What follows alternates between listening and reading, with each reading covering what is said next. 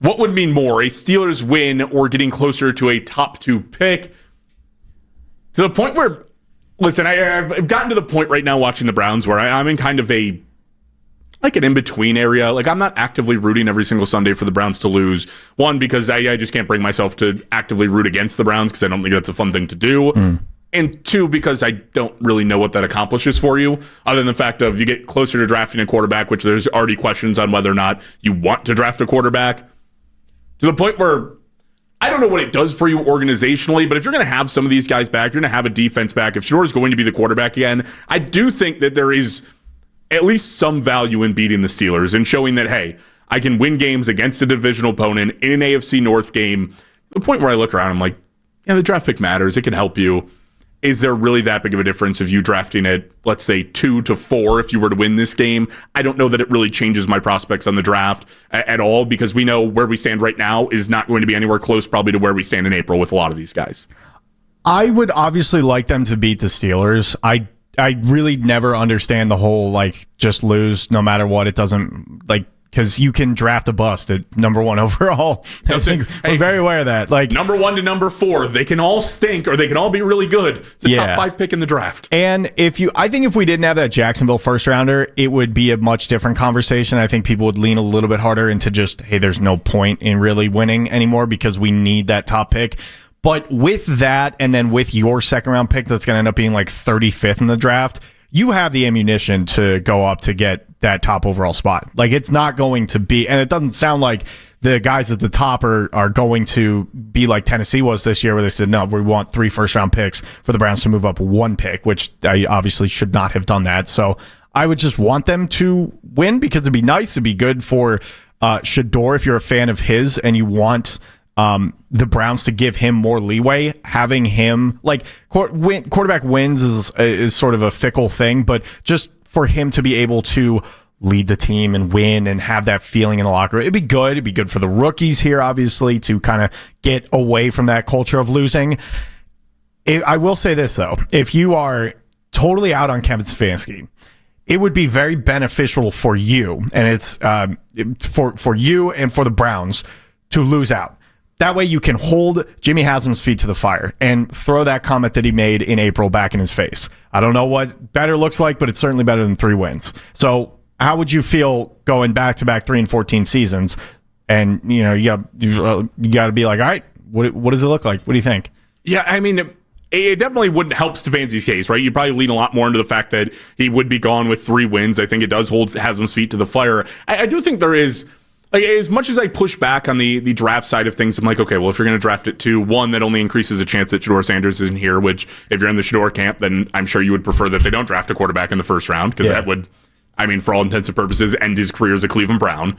On the other side of it, too, there's part of me that's like, okay, the Steelers win would actually mean just about nothing, especially if we're talking about a team that is already clinched a playoff spot. They have nothing to play for, whether that's playing Rodgers anyway, whether that's playing Mason Rudolph. You're basically playing a team who is having their parade the day before of hey, we're in the playoffs again. Right? These last 2 games legitimately mean nothing for us because we can't change our seeding either. Right. You're not going to climb above whoever the 3 seed is in the AFC probably. There's a fat chance of actually getting it done. To the point where, I understand the draft pick crowd, too, in a way, because, hey, if you have the number 2 pick, you still say Shedeur's our guy, you still have the opportunity to say, hey, if the team really wants a quarterback, I could just trade back. Mm-hmm. Right? I could, if the team at 4 wants it, I'm drafting it 2, I can just go, you can take the money to move up. I'll take the extra draft picks like I did this year to move from, 2 to 5, and I had an extra first rounder and an extra second rounder. That was obviously a really good trade for Andrew Berry and still looks like a really good trade for Andrew Berry. I get it to that degree. I just, again, if you're going to push me into a top 2 pick, I think the only way that pick actually matters, I think the entirety of the draft pick crowd right now is basically people who are saying, I want a quarterback and I don't want to see Shedeur. That is the majority of the people that are rooting for that conversation, and they're rooting for it basically just to have Shedeur not play quarterback next year, rather than oh, is this actually something that is desperately helping out the franchise? More so just give me someone who's not Shedeur Sanders. I don't believe in him for whatever reason, one way or another. Also, if they win the next 2 games, they're going to end the year at 5-12. Like, we're that far into this thing that they're not going to fall out of a top 10. I think they're basically, I don't know how math works, but they're basically locked into a top 10 pick no matter what. So you're going to, in theory, be in position to get a player. And again, you have the draft capital, and I know you don't want to, entertain the idea of trading somebody like Denzel Ward, but you have some talent on the defensive side of the ball to where you can tell a team, like, hey, you want a cornerback? You want somebody, not Myles Garrett. I think he's kind of locked in now, but hope so. You want somebody like Denzel Ward? There you go. You can go get him, and we'll take your pick. So it is more beneficial to the team to win. It's less beneficial to Kevin. It's more beneficial to Kevin Stefanski because I think he's going to save his job if he wins out these next 2 games. But wouldn't it be nice to beat the Steelers in a lost season? Like, how bad did we get screwed over by that Ravens loss? How bad did we get win? How bad did we get screwed over by that Steelers win? We didn't. We still ended up with the number 2 overall pick. They lost so many games this year that it doesn't matter. So they're going to end up in the top 5 basically no matter what, unless they win out and a couple of teams start losing more, but just win the game. The worst that you can do, just by not looking at the matchups, because I'm not digging through 7 different teams to see if they play each other or not right now in this very second, and I haven't done it prior.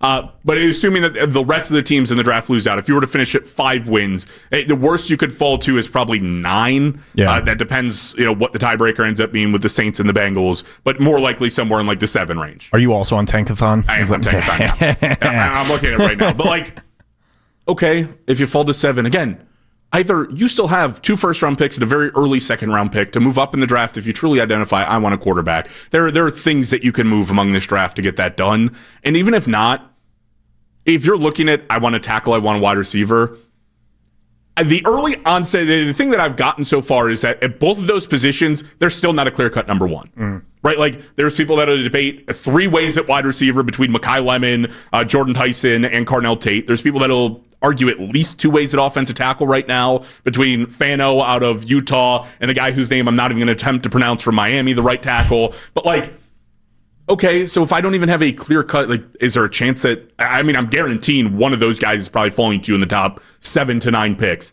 whether it's one of those 3 receivers or one of those 2 tackles.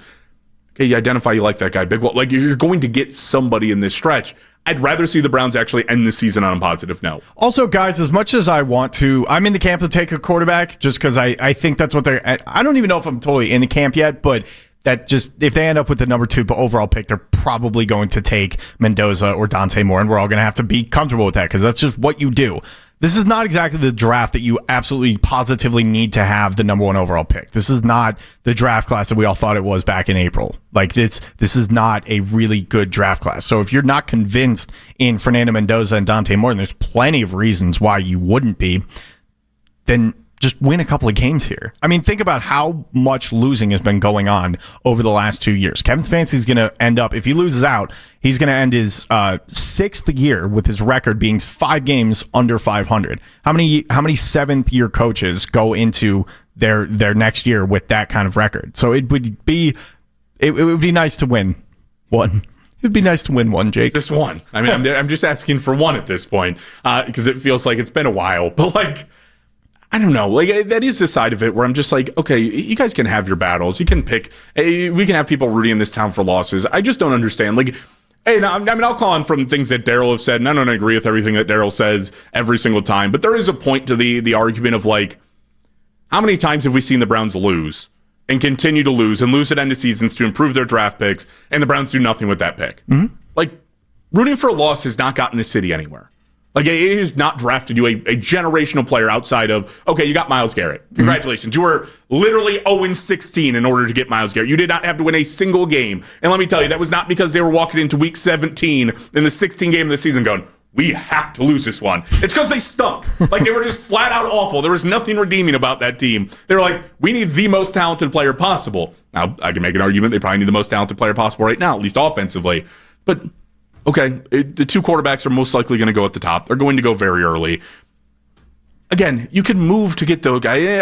I'm not convinced in either of them. I haven't dug super deep into the tape. I've watched enough Oregon games, enough Indiana games to look at it at face value and be like, I don't see an Andrew Luck type. I don't see a Trevor Lawrence type. I don't see a guy that's actually going to change something here that is going to be so undeniable that I draft Jaden Daniels and all of a sudden the Browns are AFC champion, in the AFC championship game.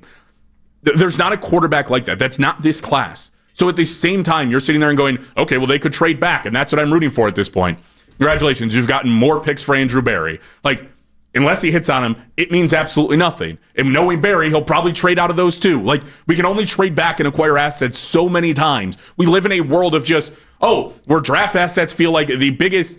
I have this to just dangle it like a carrot in front of everybody else. Look at how many picks I have. You got to trust me moving forward. No, I'd like you to execute on your picks now. Yeah. Like, I don't care if you trade back and get me 2 more picks for the 2027 class, because right now I'm not even convinced I want Andrew Berry drafting in the 2027 class. I would agree. So the question is, if they lose this weekend and you have a chance to get the number 1 overall pick, I don't even know if it's like mathematically still possible, but let's say the Raiders win and then you have a chance at the number 1 pick.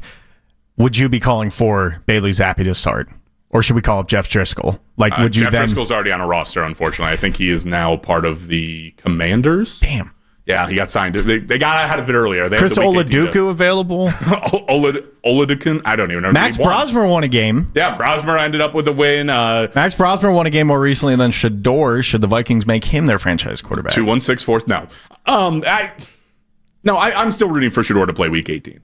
Like, yeah. I still think you need as much tape as you can get out of him, even if it feels semi-meaningless. Okay, well, if he's not the guy, then it really doesn't matter. It's the equivalent of playing Jeff Driscoll anyway. And if he is the guy, okay, well, you just got him another game rep. Like, that means at least something in his development. Also, how often do teams, like bad teams, end out the year good and you feel like you're building towards something? Like, really, like the New Orleans Saints. What's going on in New Orleans right now? The vibes are kind of back a little bit with 3 in a row. Like, they're thinking of Tyler Shuck moving forward. They've won a couple of games. Yeah, they're near the top of the draft. They're going to finish at 6-11 maybe, or 5-12. That's not great, but you feel like you're building towards something. So even if they clean house and Andrew Berry and Kevin Stefanski aren't here, even if Shedeur Sanders gets Wally pipped by a number 1 overall pick next year, it would be beneficial to move toward next year with a couple of wins against divisional opponents in the bank to feel like, you know what, this team still has their stuff together. We can build on that. Remember that feeling toward the end of the year for these younger guys that are going to be here. Hey, Miles, I know this has been just an absolutely terrible year for you record-wise. He's had an all-pro, Hall of Fame year personally, but the team has been just god-awful. How would that feel for him to head into the offseason and be like, you know what, we beat the Bengals and the Steelers. I don't care who was starting under center. I don't care if it was Will Howard and the backup in Cincinnati, who I'm forgetting at the moment. Jake Browning. Thank you. That's what I want. I want that to move some momentum into 2026. I'll take it for sure.